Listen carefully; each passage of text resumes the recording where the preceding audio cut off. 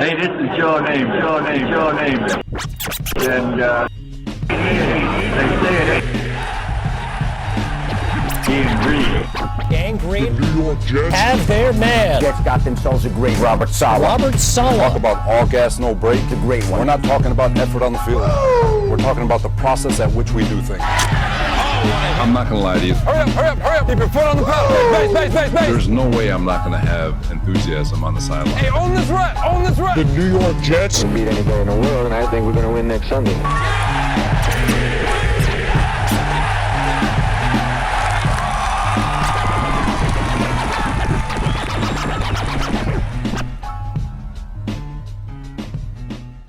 Hello, everybody, and welcome to the latest edition of the Ain't Easy Being Green podcast, broadcasting to you live from beautiful, amazing Crystal Lake Studios in Putnam Valley, New York. My name is Keith Farrell. I am joined, as always, by my colleague and co-host, none other than the number one Jet fan in the state of Texas, Michael Lagaris, everyone. Hey, Nick. What's up? Best team in New York, son. Oh, okay. Season didn't even start yet. Best I team don't in know. New Glad you York, guys son. I'm glad you have money now to spend, so Yeah. we don't have to be the ones that are just fucking dominating. Yeah, Mike, we're outnumbered right now with the panel we have here with Jets and No, Mets Mets fans. Yankees. Just, come on, Mike. That's why I have it on, baby. Now, you know I'm I going know, to represent. I know. Mike hasn't even allowed to finish his introductions before he starts trolling. That's what Mike's on his game today. I know. Of course, as you know, everybody joining us from the Wookiee compound, you know him, you love him, the big stinking beast, Nicholas Kronk. Hello, everyone. How you guys doing tonight? The Wookiees in the building. Also, we have two of members of the Jets Syndicate here on the A.E.B.G show. Two dear friends of mine in the show for a real long time. The most miserable Jet fan on the planet, Mike Milano, is here today, everybody. Thank you for having me. As well as the number one Jet tailgating chef in the business today. None other than Jay Tomasulo in the house. Jay, what's up, man? Yeah, what's up, everybody? Jet Nation, what's going on? Dude. Huge Mike, guys are awesome. Thank you. Thank you very much, brother. Yeah, we got two huge Jet fans here to help us out this week because you know what, guys? We're going to chop it up about free agents. Sometimes it's good to have a nice round table. Maybe someone has an idea we didn't think of. And free agency is one of the most fun times of the year. We're not necessarily in a position when we head into free agency where we have this much money like the Jets have right now, but we have this much maybe interest because we have Salah and we seem like we're maybe, at least in the front office, we're kind of righting the ship here. So I think a lot of free agents will have some interest in the Jets. And you know how it is in the NFL, guys. Money talks. So it's a sport more than some of these other sports where even if you are the Jets and you're trying to build and people don't think you have the best reputation, like we know what happened with the Knicks, no one wants to go there. What's happened with the Mets sometimes. When it comes to football, if you have the money, you can get guys. And one thing we do have this year is the money. We'll just start off with quarterback, guys. I think more than likely we're going to draft a quarterback, right? I don't think we're not going to sign or. We'll see what happens at quarterback, whether we're going to draft one, if we can trade for Watson. Most likely in free agency, we're going to be addressing the backup. Now, I would like to hear the opinion from both of you guys on who you would like, and then who do you think the Jets are going to end up getting here in free agency regarding the quarterback position. Right now, we got Sam and we got James Morgan on the roster. That's what we have currently. Now you got guys like Jacoby Brissett, Tyrod Taylor, Andy Dalton, Joe Flacco, even potentially bringing him back. Jameis Winston, you know what I'm saying? He's out there potentially gripping a guy like that, Nick Mullins, let's think about, he understands the LaFleur offense being over there at San Francisco. So who do you want as your backup quarterback, and who do you think the Jets are gonna get? Mike, let's start with you. I didn't even think of Mullins because I'm just assuming we're drafting a quarterback or we're trading for a quarterback. We're not going to have Sam, so we don't need competition, right? Like, as nice as we bring back the beard, I think he feels like he can still play quarterback. So I wouldn't want to bring Fitzpatrick in the mix or something like that. You're competing for snaps, but a guy like Mullins, guy who's probably pretty pumped to play backup quarterback, maybe answer some questions of the rookie quarterback, lead him a little bit, play some games. So I'll go Mullins. Mullins' idea, I actually didn't think of that either about him and San Fran over there. I do actually like Tyrod Taylor and Brissett a little bit. Tyrod Taylor's an athlete. I mean, he can run and stuff. These guys, I'm not looking for these guys to throw 300 yards a game. Take care of the ball, and if the athlete and can run maybe a little bit. So that, I don't even know if they're going to go free agent in quarterback. I don't. I think they have to, James because Morgan, we if haven't they- seen him. If they Yeah. did draft, if they drafted a rookie and they have only Mhm. James, they're going to trade Sam if they draft someone, right? They're not going to keep Yeah. Sam. So if they draft a rookie, you have to have somebody, even True. if it's a Mullins level dude or a Tyrod Taylor, True. I would think. Even Tyrod, that's not even a bad option, Tyrod Taylor. He's always decent enough. I like Tyrod Taylor. I've always liked him. I mean, I know he was never an elite quarterback, but he had his time, in Buffalo where he wasn't terrible. He produced, and like Jay said, and a lot of you guys have mentioned, he can still move around. So that gives the offense, God forbid, if he has to come in for any period of time, that also changes the dynamic of your offense and what you're running, and people have to worry about that for a couple of games. So I've always liked him. So I think having a guy that can be mobile, been in the league for a while, knows how to play the position, could help. What do I think is going to happen? Probably they probably stay with Flacco if they can, because the money will probably work. I don't think Flacco's going to look for anything crazy. All right, now getting to what I think is probably along with cornerback, maybe the biggest hole we have on the team, and also skill position players. We don't have any of them really. But offensive line, I think, isn't just a hole. Last season, it's been a problem for us for a while now. We got Mekhi Becton. McGovern didn't play that bad last year, but when it comes to Van Rotten, when it comes to Alex Lewis here, even Font has a chance of getting released. You never know, because all those contracts, the way Joe D set them up, basically front-loaded it. We released them this year. There's no real cap hit for us for any of those guys, so that was really well done. What do you guys think? I know you've looked at the free agent list here. Not like it's now there isn't offensive linemen all over the place here. We already have a few guys that have got franchise tagged, but in a perfect world, looking at who's out there right now, who would you like to bring to the Jets? I know Thuney's out there, Lindsley's out there, Villanueva. What are you looking at, Jay? Offensive lineman here. You got Lindsley out there at center, Thuney, Villanueva left tackle. A bunch of guys. I mean, even Trent Williams technically is out there, but he's not coming to the Jets. Yeah, Trent Williams. Yeah, that's what I was saying, Trent Williams. But I don't think he's coming. Yeah, I mean, that'd be the best guy. I didn't mean to put words in your mouth. I apologize. But what do you think? Where are you looking at free agency here when it comes to our offensive line? I mean, actually, Mike. I actually agree with Mike with Villanueva. I mean, out there, he's not like a veteran type guy. He's good. I mean, I guess you move him over to right tackle. I guess I don't, because he's, and then you have those two, but Becton and him, and then we do need a center. Maybe look for a center.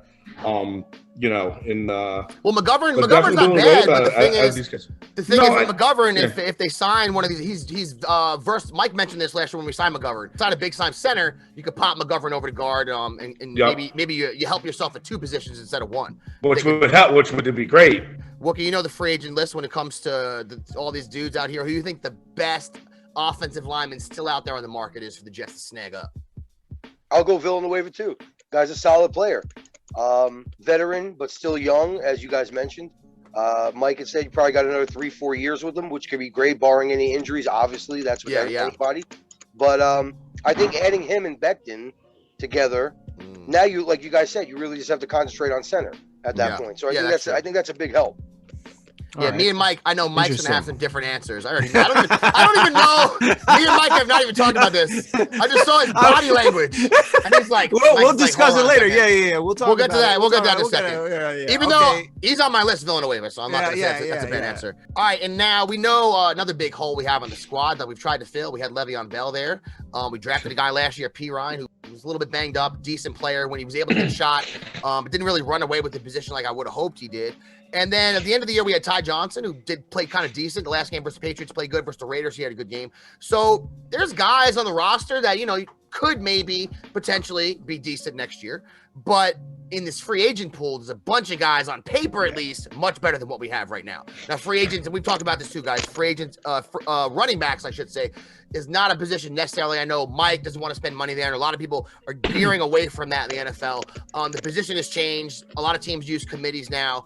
Looking at what we have out here now, and Aaron Jones might be too rich for our blood. I don't see Joe Douglas really going that direction, even though it'd be cool, but I don't see him going that way just because it doesn't seem like that's the type of thing he's going to do, make a splash at that position. But Jay, let me ask you, looking at these dudes, there's a lot of good free agents out there, and some guys that are almost kind of under the radar might be able to get for a decent price. If you had your pick of these dudes realistically, I'm sure the number one guy you'd want to get would be Aaron Jones, but who do you think they're going to end up with? I mean, my number one guy is my main man, heavy hitter, Mark Ingram. I mean, that's who is Oh, that's a ridiculous. solid guy. That's a ridiculous I'm opinion. just- Wow. He's Wow. 75 I had to years throw. old. I had to throw that. I'm sorry. Is that real? Is that I was real? gonna He said. say, man, you No, put your listen. name on that one, huh? Listen, Aaron Jones obviously is what everybody's gonna want, but you know, Kenyon Drake had a good year last year. All right. He's up there for me. I do like Marlon Mack. I do like him. Okay. Also, there's a lot of guys out here, you know, and I do believe in the running back still. I think you still need a solid running back to, especially if we're going with rookie quarterback. You know, you need a guy. And the that can LaFleur take system, it and the LaFleur system, the Shanahan system is built off the run. Exactly. So, you know, there are a lot of guys on here that I like. I don't know where they're gonna go. I mean, even like a James Conner, like I don't know what happened to him. I don't know what happened to him in Pittsburgh, but you know what? To be honest with you, He's a scrub. Le'Veon I don't know Bell who. came- I don't know who Le'Veon would Bell pick came up. to the Jets and he sucked. So Yeah. I don't know. So, but yeah, I do believe I do like Marlon Mack. I like Chris Carson out there too. Kenyon Drake would be my top guy out of that list. Drake, I like it. Very cool. Mike's taking notes over there. You see that? He's making sure. I saw that. No, I he's- was, he's I still was there. looking. Yeah, well, I mean, listen, I wanted to be prepared. What do To you me, think? I would. Oh, go ahead, Milano. Go ahead. I'm saying I would do like Mike Davis is available. I think that's. I mean, he played some really good games Wow. with Carolina this Stop year. him. Davis. Wow. Yeah. Right? Like, Nice. but I mean, like we're looking for what do we want? Like 2 years out of. I hear you. To me, I don't value the running back position at all. I think it's been proven time and time again with whoever makes the playoffs, whoever's in the Super Bowl. Like it doesn't matter. Like Leonard Fournette showed up out of the back of a bus, and like, so well, not even all year towards when it counted. So to me, like I would grab if you can get someone like a Mike Davis caliber or even Fournette, 2 years, decently priced, just do it. You know, that's the direction I would go. Another spot, Mike, you're going to lead us into here where we have basically no skill position players that are really jump off. Mims could one day, but at this point, at least, when I have anyone that really jumps off the page, Mike, is the wide receiver Wide position. receiver position is. We're looking at Jeff Smith. We're looking at Jamison Crowder, who did decent at the slot, but we have no X receivers, right? It's really bare free agents that are out there, and we got Braxton Berrios, right? And he did what he did.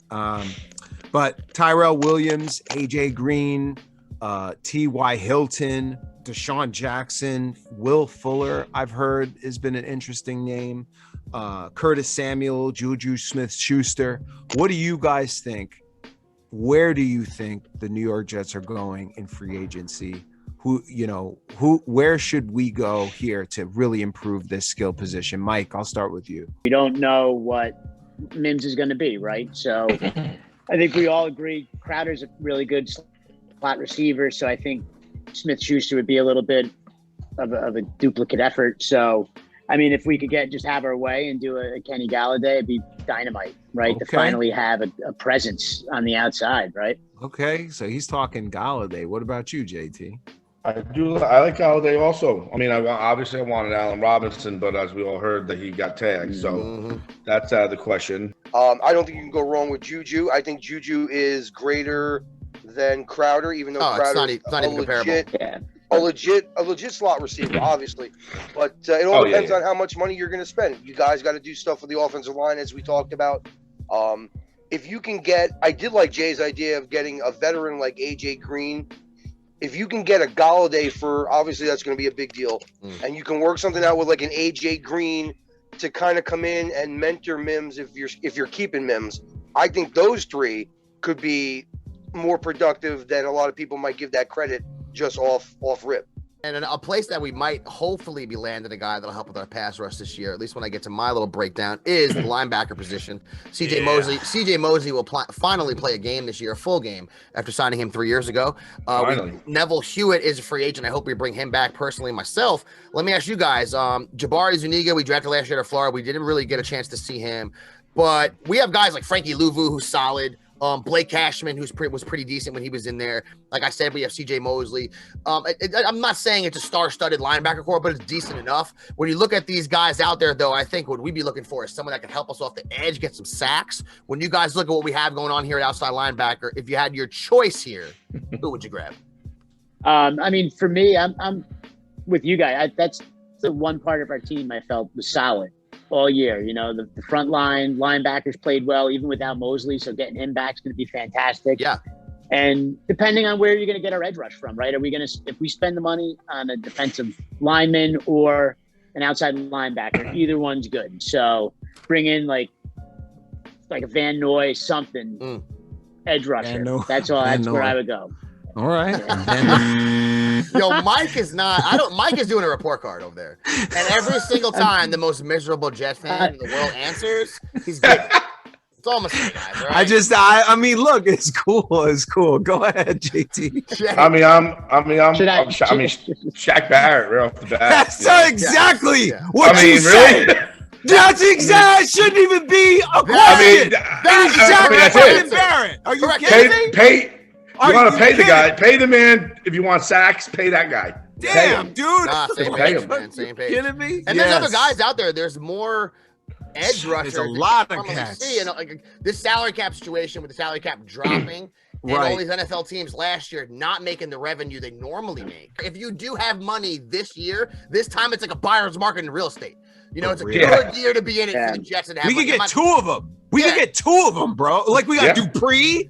Dupree's open. Freaking Matt Judon from. I'm not even. I'm going to get into this later, but it's going to be like when Kia. You know, Kia would have the buy one car get one free. That's what it's going to be like for the Jets. And another position, guys, that we definitely need to grab. Just a solid. Doesn't have to be a one, but just we got to grab somebody solid in the back position. Now I'm hoping we draft somebody there and then late into the first round myself personally for this position. But on the squad, we know we got Blasson. We know we got me and Mike's boy. Javelin Guidry coming out there next year. Hopefully he makes the squad and keeps balling. Who else we got? We got Lamar Jackson, a rookie last year. Ashton Davis in the safety in the secondary. Marcus May, we just brought back franchise tag team. Franchise. There's some guys there. You know, we got some guys and we got a ton of young guys, which you never see. The end of last season, those last games, we were playing with a secondary that was one of the youngest I could ever remember. There's 4 or 5 rookies sometimes on plays running around there at the same time. When it comes to this free agent pool, there's some big names out there. Patrick Peterson's a little older. Richard Sherman's the same. I know Mike's really interested in bringing back Buster Screen. That's one of Mike's all-time favorites. From the Jets, we got Brian Poole out there. There's a bunch of dudes. If you have your choice here, looking at these guys, is there someone you think, Wookie, when you look at these dudes that kind of fits the Jets the best and kind of makes sense in this free agency with the cornerbacks? Well, I mean, if you're looking for a nickel corner, somebody that really can't play man-to-man too well, but still good with zone, even though he's a little bit older, Sherman. I know a lot of people, he rubs the wrong way, but as a football player, I think he's got a couple good years left. He might be able to help some of the younger cornerbacks on the team. Peterson's older, but, I mean, he's always been pretty solid. I think it just comes down to what kind of scheme you want to run, and are you looking for, like you said, Keith, a number one, a lockdown guy, or you want somebody that can help in third down situations, nickel dime packages where he's not really having to play the run too much, but he can assist in zone coverage and still be more than serviceable. So those older guys, I don't think are a bad pick. Yeah. And Milano, what do you think? This is somewhere that no matter what, even if you get a guy who's a number 2, you're going to have to spend a little bit of money to get a good corner, just the way of the world. Who do you think they should go with when you look at this free agent pool? I would do either, Patrick Peterson or Richard Sherman. I mean, Buster Screen. I don't need another defensive holding, right? I mean, like he was good for 5 games. That's don't even like. I'm not even gonna get in that. So I mean, to me, like if you can get it seems like Joe Douglas thing is going to be getting until he can draft someone, get him in on like a 2-year deal, kind of cheap, and now it makes sense why Richard Sherman was praising Salah during this whole process, right? So bring somebody in like that. I know Mike wants to go through some of his choices here for some of these free agents. I'm going to do the same, and then we'll tap out. Heard what everybody said, Mike Davis, Henry, Villanueva, Tyrod Taylor. I'm going to give you who I think the Jets are going to get, just based on our salary cap, based on the coach. This is my opinions. I think that Joe Douglas is going to be very aggressive after the offensive line. We know he went and already invested in Mekhi Becton. The rest of the line is average to trash. McGovern, we gave him a 3-year deal, $62 million. He has not lived up to where we need him to be as a center. On the market now, and it's crazy that Green Bay can't sign him. He's a cap casualty. I definitely think that Joe Douglas is going to be extremely aggressive, and they're going to get Lindsley, and they're going to move McGovern over to the right guard. He's also going to sign Joe Thuney from the New England Patriots. That will be his number one target. We will overpay for him. That's fine. And they'll keep Fant. Fant did decently at right tackle. You don't need to get two super duper nasty tackles. Yeah. You need 2 to 3 strong anchors on that offensive line to make it work. And having Thuney and Lindsley will complete the offensive line, and that, I believe, will be Joe Douglas's number one prerogative. After that, the edge has been just an absolute terrible position. We are going to sign Shaq Barrett. Promise you. We will overpay for him. We will get him on this team. He is built perfectly for the 4-3. Throw him right up in there with Quinnen Williams and just cause destruction on that defensive line. We're also going to grab Romeo Akaware, defensive end from the Lions. I don't know how they didn't franchise this young kid. He had 61 total pressures from the Detroit Lions last year. We're not going to have to pay a lot for him because he's a young kid. He's just starting to come up. He's a guy Saleh, I'm sure, is going to be going after. Wide receiver, they're not going to splash on wide receiver right now. Galladay sounds great, but Galladay is just a better version of a guy like Denzel Mims, who is becoming our X. The guy they will go after is Curtis Samuel. Curtis Samuel is built for the LaFleur offense. He is a switch army knife. He can play slot. He can play the Y. He can play the X. Curtis Samuel is exactly, and you're not going to have to break the bank for him. That's the guy they're going to be going after on offense. Kicker, we just talked about Koo. I would love him. I don't think we're going to get him. I actually think we're probably going to get a guy like Nick Falk or Gostowski. At cornerback, I couldn't agree more with you guys. Richard Sherman is the perfect cornerback to bring in. We need somebody for Bryce Hall and for a Blesson Austin to look up to, who bring that championship pedigree, who could bring that anger, that defense, that knows exactly how Coach Saleh brings that defense. He could come in here and fit perfectly with the New York Jets. So I agree with you with Sherman. Watch out for Shaq Griffin, also from the Seattle Seahawks, who is not tagged. He's another guy that they can grip up. From a running back perspective, I think they're bringing in Matt Breida. Matt Breida played on the San Francisco 49ers a year ago. He understands that system. He was successful in that system. We're not going to have to break the bank for him. Him, along with Ty Johnson, along with Mike P. Ryan, I think is going to do it for the New York Jets at running back. And I think definitely we're going to go after Jonnu Smith at tight end. He's a great blocker. He's young. He's very much like Kittle, who can play in that pass scheme. So I think Jonnu Smith is the guy who we're going to go after there. And backup, Nick Mullins. We're going to draft a quarterback, it looks like. And we're going to need a quarterback that understands this system, that can speak this system and teach this system. And who better than a guy like Nick Mullins? That's what I see in free agency. Keith. Yeah, no, I like all those. Everything you said there, Mike, sounds logical. I think if, say, for instance, we have all this money and there's going to be a bunch of dudes we sign for 7, 8, 9 million. Say we get ourselves 6 or 7 guys, but there's one guy they're going to give 20 million to. And, maybe for next year or 2 or 3 years, you give someone that, you give that money to somebody that can sack the quarterback. Right, guys? So Shaq Barrett, to me, and Mike, and I've heard everyone, and of every guy we've all talked about, if I had my list and I could just pick one guy, it would be this guy, because first of all, he was undrafted. So guys like that play their whole career with a chip on their shoulder. So I love guys like that. 19 sacks, 2019, 8 sacks last year. But if you look at his total stats last year, played 19 games for Tampa Bay, 12 sacks, right? He had 98 quarterback pressures last year, 2 forced fumbles. And you go to those final games, NFC Championship game and the Super Bowl guys, 4 sacks, 21 pressures. Yeah. When it meant the most, this guy played his best. That's what I want here in New York, coming off the edge. You got Quinnen Williams in the middle, right? You have to double Quinnen or he's going to throw people around. right? If you have a guy off the edge, how do you double them both? What are you going to do? Maybe a guy we don't think of will get more sacks than we think because you have to worry so much about those two. If theoretically that happens. So if I had my one choice, guys, if I could pick one guy of all these dudes, definitely would be Shaq Barrett. Mike, you guys all mentioned guys that I like too. When it comes to this offensive line, I think realistically, we know a bunch of guys got franchise tagged already. Joe Thuney's our best option. I think he's the best. One of the best offensive linemen out there, but also he's one of the best guards in the league. He's won 2 Pro Bowls. He's been to, second team All-Pro, never missed a game in his entire career. Okay, so when it comes to offensive line, that's huge. He was one of the 10th, I think, 10th highest ranked guard or something last year on Pro Football Focus. Patriots didn't bring him back. If you have Mekhi Becton and you have Joe Thuney, who he's not that old, 6'5", 308. It's only his 5th year in the league last year. If you have those, that's a monster right there, Thuney. And you have Mekhi Becton, and they use that 2nd or 3rd round pick maybe to draft someone that could be a starter.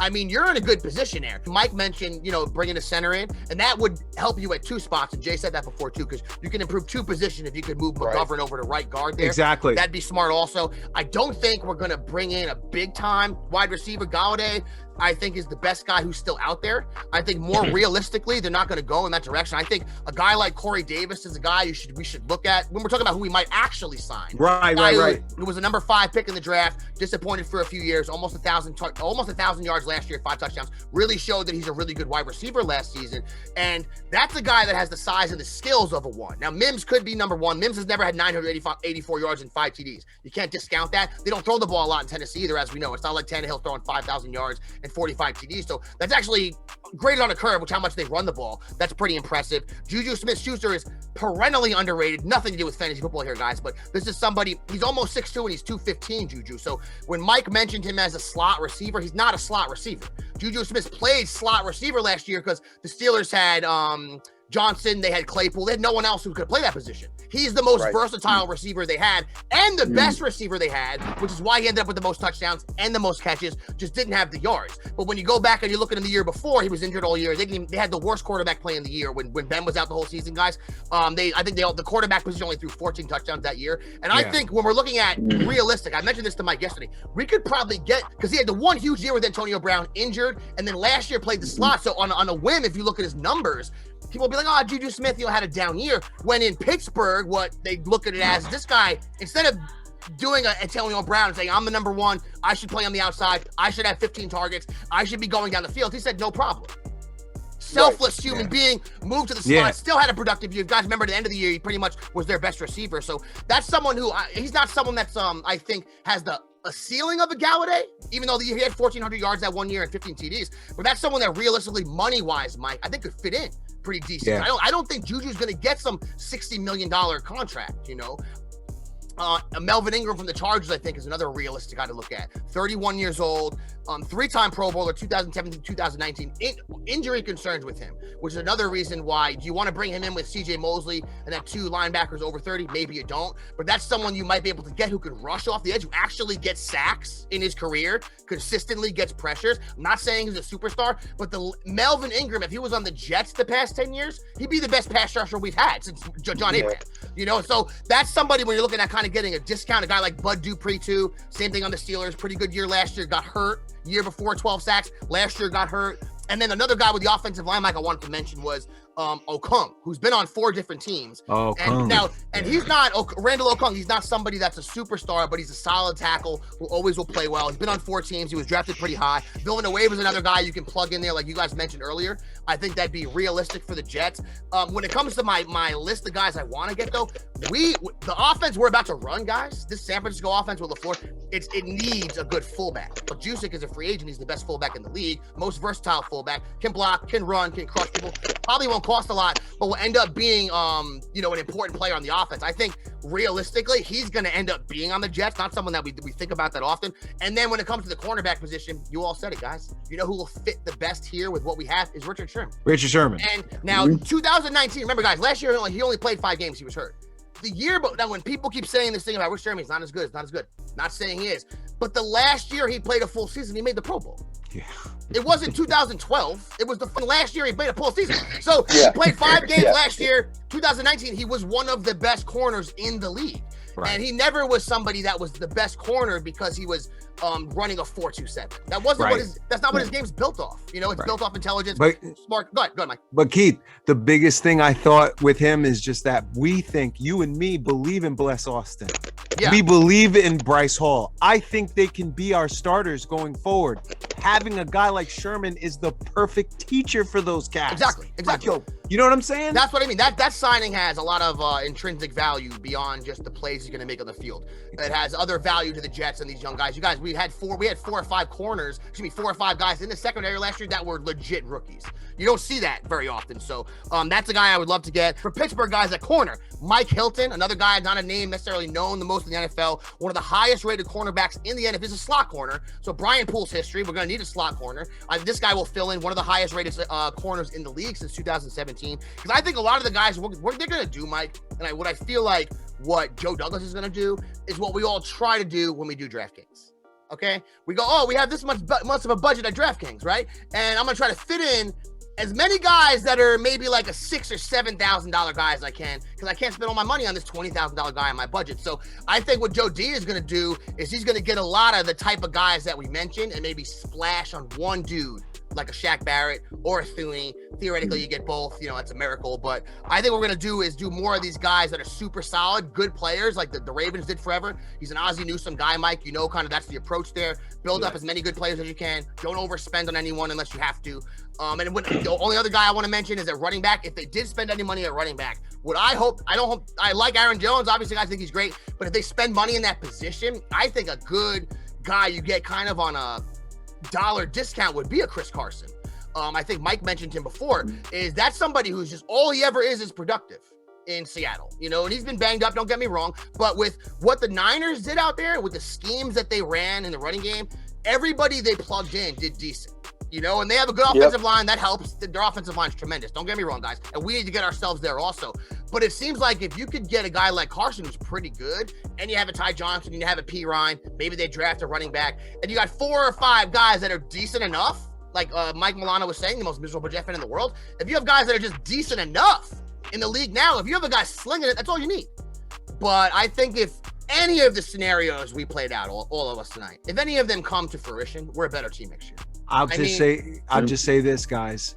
When you look at what happened last year when coronavirus hit, they didn't even know they were going to have a year to play football. Okay. And Joe Douglas decided not to break the bank last year on any of those free agents. Yeah. And if you look at what he did, look at the free agents now: Barrett, Golladay, Jonnu Smith, Henry, Aaron Jones, Thuney. This is way beyond, as from a talent perspective, this year compared to last year. Right. And then look at where we are from a financial perspective. There's nobody messing with us. Yeah. Joe played this correctly. And now we can strategize on where we're going to dump our money and position ourselves for the future. So good on the GM for understanding the situation. And now it's time for free agency starting next year. I'm really excited. Now we just need him to make the right decisions. Yeah. Because I'm sick of watching losing teams. And I'm sick of telling my sons every year, next year is our year. It's like a recurring thing in this house, in my house. Well, how about enjoying the Raider game? You couldn't even enjoy the Raider game. I'm sitting there, my son goes, "Dad, what happened?" I'm like, I have no idea. Like, I've never. That was that game. That was a unique scenario. That was traumatizing.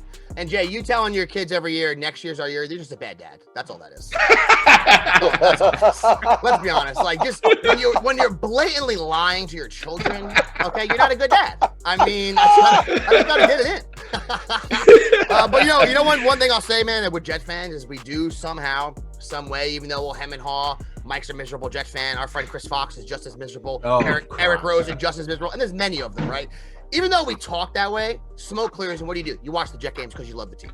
And that's Jet fans right there. You know, that's how we're all kind of wired, because we love our squad. And hopefully going to next year, they go ahead, get this quarterback at the top of the draft, get that squared away, trade Sam, get us another pick, bring in a corner, bring in a wide receiver, get some of these guys in free agency. We're going to have Salah at the wheel, leading us through, all gas, no brake, plowing through stop signs, guys. I can't even wait for next season. And 2021. Keith, and not only do we watch the games, we're there every game. So and I heard, and there was an announcement. We're there. Yeah, me and Jay we've been going to games together forever. Now I'll say there's an announcement that they're actually allowing fans in. Yes, so they are. I haven't. Jay might know better than me. I don't know how that's working out. I think season ticket holders obviously should get first dibs. Yeah, I don't know how they're doing how that with works season ticket holders. How many? Yeah, it's well, I'll get an email soon. Jay sits in a little nice section than me, so Jay's probably good. I might be staying alone, but sitting with the animals I sit with up on the upper deck. But this was great, Section guys. 140, shout out. Free agency preview with the Jets Syndicate and the big stinking Wookiee, Nick Kronk. This is awesome. Next week, we're going to have some answers here. We'll come back on, Mike. We'll see if anything we said was right. And I want to thank both you guys, Jay, Mike, for joining us. Wookiee, as always, stole the show. That's all you do every single week. Wookiee, you're the best of all time. Mike, if anyone does want to get at us, support us in any way, shape, or form, where can they do that? Well, we're hosted on the Elite Sports Radio Network. You can find us on SoundCloud, iTunes, iHeartRadio, Spreaker.com. Please follow us on Facebook at AEBG.JetsRadio, on Twitter at AEBG_NYJ podcast, and on Instagram at jet.aebg. All right, you heard the man, everybody. On behalf of the biggest Jet fan in the state of Texas, the greatest tailgating chef of all time, Jay Tomasulo, the most miserable Jet fan in the world, Michael Milano, and the big stinking Wookiee, Nick Kronk. My name is Keith Farrell. Get at you next week, everybody. Peace out.